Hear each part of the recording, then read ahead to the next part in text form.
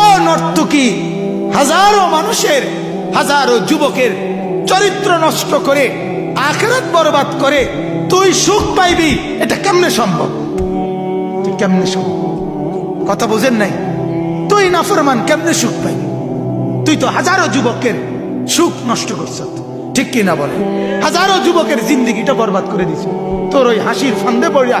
ছেলেটা শেষ, পোলাটা মনে করছি এটাতেই জীবন, অথচ এইতে সারা রাত এই নর্তকী চায়, সারাদিন এই উলঙ্গ ছবি দেখে, সে মনে করে কি মজা না লাগতে আছে।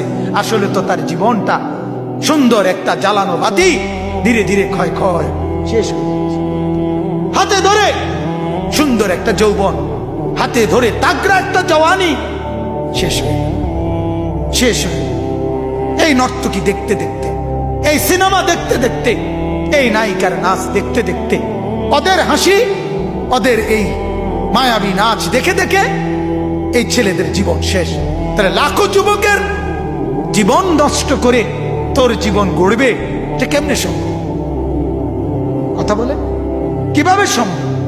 কিভাবে সুখ বাবা? হাজার মানুষের ঘরে আগুন লাগাইয়া তুমি সুখে ঘুমাইবা, এটা কিভাবে সম্ভব?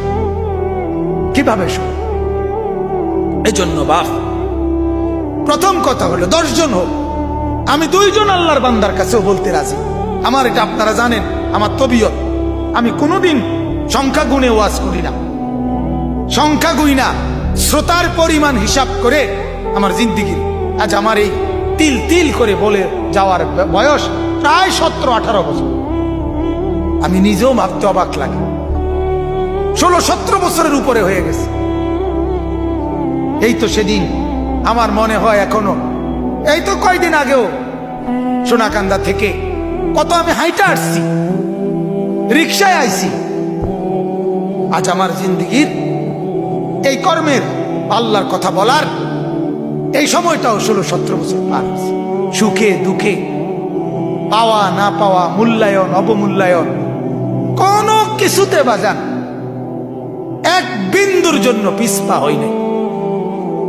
কে শুনতে চাইছে, কে শুনতে চায় নাই, কে মূল্যায়ন করছে, কে মূল্যায়ন করে নাই, কে মনোযোগ দিছে, কে মনোযোগ দিছে না, কে সুনাম করছে, কে দুর্নাম কইছে, কে আগাইয়া নিছে, কে ফিচ্ছাইয়া দিছে, কে আগায়া দিছে, কে ভাঙ্গা লাইছে, কিচ্ছু ভাবি।